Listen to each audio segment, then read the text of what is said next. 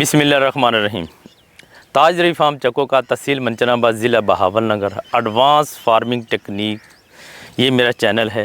ताज रई फार्म के नाम पर मेरा फार्म का नाम है और शॉप का नाम ताज रई मरकज़ चौक फिदाइशा।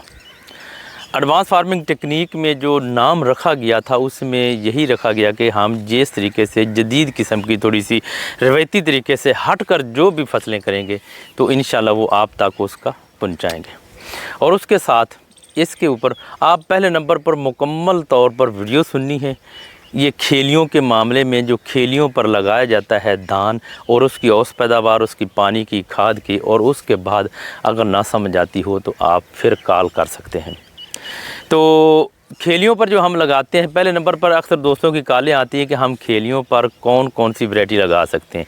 खेलियों पर आप धान की हर वैरायटी लगा सकते हैं। इसमें ये नहीं है कि आपने 1692 लगाना है, 1847 लगाना है, या ईरी फाइन लगाना है, या आपने 1509 लगाना है, सुपर कायनात लगानी है।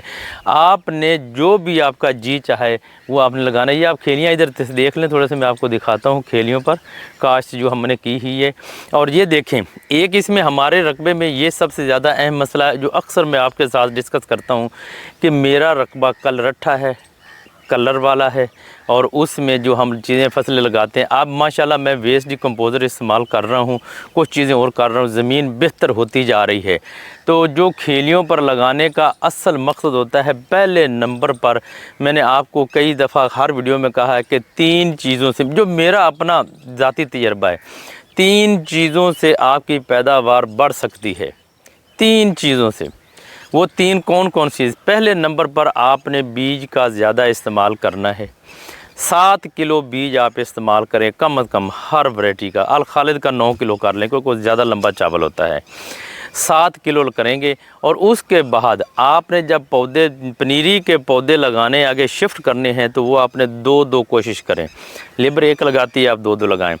और जब लेबर लगाएगी तो आपका पौधा 60-65 हज़ार से ऊपर नहीं लगता। जब आप थोड़ा सा टेक्निक के साथ आप लगा लेंगे तो इंशाल्लाह आपका जो पौधा है वो ज़्यादा लगेगा। तो ये फसल मैंने पहले कटाई कर भी ली है। ये भी मेरी खेलियों पर लगा हुआ है, धान आप देख रहे हैं, ये भी खेलियों पर, और ये भी खेलियों पर। जो अक्सर कालें आती हैं, कहते हैं कि खेलियों पर जो लगाते हैं उसमें जड़ी बूटी कैसे कंट्रोल करें। तो पहले तो ये था कि जहाँ पर कम जड़ी बूटी होती हो खेलियों पर, तो आपने क्या करना है, आप चाहे स्प्रे ना करें। जब ये जड़ी बूटी उग आए उस वक्त उसके ऊपर स्प्रे कर दें तो इंशाल्लाह वो ख़त्म हो जाती है। लिहाजा अगर एहतियातन तौर पर आप ऐसा करें, जब ये खेलियाँ हैं, ये मेरा, अच्छा अक्सर दोस्त कहते हैं कि ये बेड का कितना फ़ासला, देखें जितना छोटा बेड होगा पौधों की तादाद उस हिसाब से ज़्यादा होगी। जब ज़्यादा होगी तो औसत भी ज़्यादा आएगी। तो इसीलिए आप कोशिश करें कि आपकी खेलियाँ, जो खेलियों पर धान लगाना है वो 80-90-100 होनी चाहिए। मेरे पास एक प्लांटर है, वो आपको तस्वीर उसके ऊपर चेक कर लें, उसके साथ हम गंदम की काश्त कर रहे हैं। ये पानी वाला जो बेड है, इधर थोड़ा करीब से दिखा दें, ये ऊपर भी 14 इंच का है और पानी वाला भी 14 इंच का बेड है। तो इस तरीके से अगर ये मशरक़ और मगरिब की तरफ ये 120 होता है, अगर हम इस शमालन जनूबन निकालें खेलियाँ तो ये 95 से 96 खेल बनती है। आप कोशिश करें जितनी छोटी खेल निकल सके तो 95-96 खेल होगी। तो आपने 4-4 इंच के फासले पर अगर लगा लें, 4 इंच के फासले, 5 इंच के फासले पर पौधे से पौधे का, ये दिखा दें थोड़ा सा और भी नज़दीक करके। ये देखें ना, हमने ये लगाया, कोशिश की थी, लेकिन ये करीब से दिखा दें। कहीं से हमारा 5 इंच है, कहीं से 6 इंच है, कहीं से 3 इंच है, कहीं से 4 इंच है। ये रह गया लेबर का मसला, लेबर ने लगाना है ऐसी। तो हम तो उनके रहम करम पर होते हैं, जितनी ही टेक्निक कर लें उन्होंने लगाना होता है अपनी मर्ज़ी से।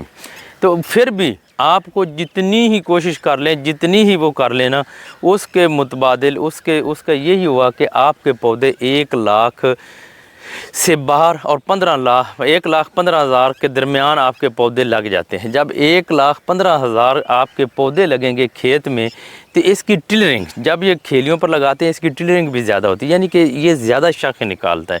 जब ज़्यादा शाखें निकालेगा तो साफ ज़रे है इसकी औसत भी आएगी। इसमें एक और बहुत ज़्यादा टेक्निकल बात है, जब हम बार बार खाद डालते रहते हैं वो नीचे से ड्रिलिंग करता रहता है। जब जो पहले सीटें निकलते हैं वो ज़्यादा ताकतवर होते हैं, जो दूसरे होते हैं वो छोटे होते हैं। लिहाजा खेलियों पर इस जल्दी ड्रिलिंग करके और इस पर जो भी सीटें निकालता है ना, वो माशाल्लाह ज़बरदस्त किस्म की उसकी एवरेज और सीटा लंबा होता है। ये देख लिया आपने, मैं ये दिखाता हूँ। ये मेरे सामने जो पीले पीले येलो कलर के जो नज़र आ रहे हैं, यहाँ पर ये कलर था, कलर की वजह से ये जल गया था। मैंने उसमें दोबारा ये वैरायटी लगवाई है। ये वैरायटी मेरी PB07 लगी हुई है और ये 1692 का आप देख रहे हैं, ये खेत लगा हुआ है। ये इसके नीचे भी 1692 है। और मैं अगर मेरे पास लेबर हो तो मैं बिल्कुल सारे के सारे में जो है ये धान ये डोरी के ज़रिए और उसके अलावा खेलियों के ज़रिए मैं लगाऊं। तो लेकिन लेबर का हमें बहुत ज़्यादा प्रॉब्लम है, इसलिए हम फ्लैट ज़मीन में थोड़ा सा लगवा लेते हैं ताकि एक बार कल में आसानी हो कटाई में भी। तो आपको मैं बता रहे थे, दूसरे नंबर पर पौधों की तादाद ने आपने पूरी करनी है।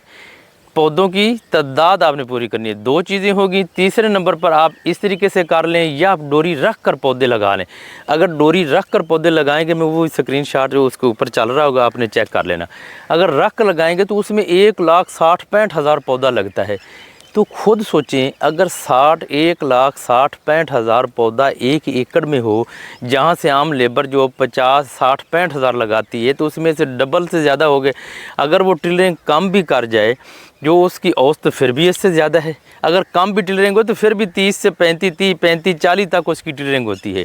तो औसत तो ऑटोमेटिकली ज़्यादा होगी। चाहे कोई भी वैरायटी लगाएं, ये नहीं पाबंदी जो बार बार आते हैं। बाकी रह गया खाद प्लान, जो होती है ना 80-90 दिन की फसलें, उसकी कोशिश करें कि आप 35-40 दिन के अंदर अंदर उसकी खाद मुकम्मल कर लें। देखें, खाद कहते हैं लोग, खाद प्लान हर किसी के अपने अपने रकबे के लिहाज से, उसकी अपनी वैरायटी के लिहाज से थोड़ा सा खाद प्लान होता है। ये है जो हमने पूसा की वैरायटियाँ लगाई हैं, 1509 है, 1692 है, 1847 है, 1718 है। ये जो वैरायटियाँ लगी ये थोड़े दिन की छोटा कद करती हैं। जब ये छोटे कद वाली वैरायटियाँ लाएंगे तो उसको आप अपनी मर्ज़ी से दे सकते हैं खाद, अपनी मर्ज़ी से।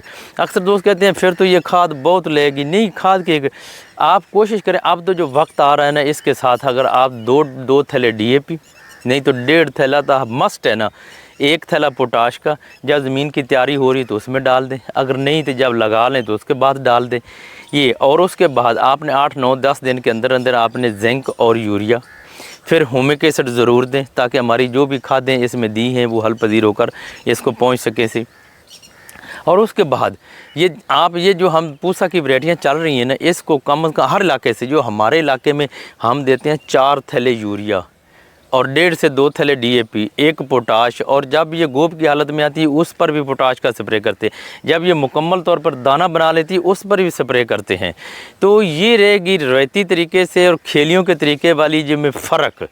रवायती मैं आपको दिखाता हूँ, चला कर दिखाएं, मैं अगली फील्ड में आपको दिखाता हूँ। चलें हम चलते हैं, चल कर मैं दिखाता हूँ जो आम रवायती तरीके से लगी हुई है। ये हमारी रवायती तरीके से जो हम लगाते हैं ना, ये देख लें, ये मेरा फील्ड लगा हुआ है। थोड़ा सा करीब आकर दिखा देना। ये लेबर का, लोग कहते हैं कि ये इतना कोई ये दिखा दें, करीब से दिखाएं। इतना फासला आप खुद सोचें कि ये कितने पौधे होंगे 1 एकड़ में। आगे से थोड़ा और दिखा दें, ये लेबर ने लगाए हैं। ये फासला खुद देखें और जो आपको दिखाया है सी वो देख लें। और ये इसके साथ ये मेरा गोब हालत पे आ चुकी है सी 1692 में। इससे पहले मैंने जो मार्च में लगाई थी वो मैंने कटाई कर ली है और उसकी पनीरी जो हमने काश्त की है, लोगों ने भी की है। तो अल्हम्दुलिल्लाह वो भी हम 4-5 दिन के बाद आगे शिफ्ट करने वाले हैं। तो ये था फ़र्क।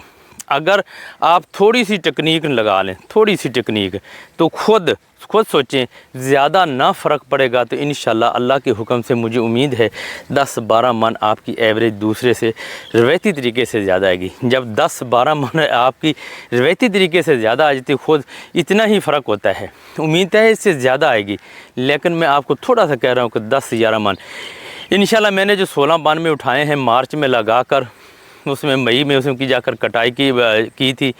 और उसमें जून में जब उसकी कटाई की थी तो अल्हम्दुलिल्लाह वो मेरा 76 मन की औसत आई थी। और खाद की उसमें कोई कमी नहीं मैंने छोड़ी थी। और अल्हम्दुलिल्लाह जो हम ये खेलियों पे लगा हुआ है रवायती तरीके से लगा हुआ है, और ये मेरा इंशाल्लाह लग रहा है। कुछ हम रवायती तरीके से लगा रहे हैं, कुछ खेलियों पे लगा रहे हैं, कुछ हम डोरी के ज़रिए से रख कर पौधों की तादाद पूरी कर रहे हैं। तो इंशाल्लाह आप थोड़ा सा बाहर निकल कर विज़िट करें। आप अपने भाइयों के करीब अपने अपने इलाके में जाकर देख लें कि उसने किस तरीके से लगाया है और मैंने किस तरीके से लगाया है, तो आपको पता चल जाएगा। ये थी खेलियों पर काश्त करने का फ़ायदा और आम रवायती तरीके से उसमें कितना फ़र्क है। ये मालूमात थी जो हमने आपको देनी थी। वस्सलाम, दुआओं में याद रखना।